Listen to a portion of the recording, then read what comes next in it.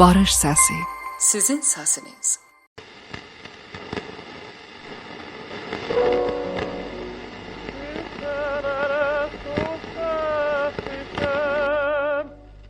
Küçelere su serpişem, yar gelende toz olmasın, yar gelende toz olmasın.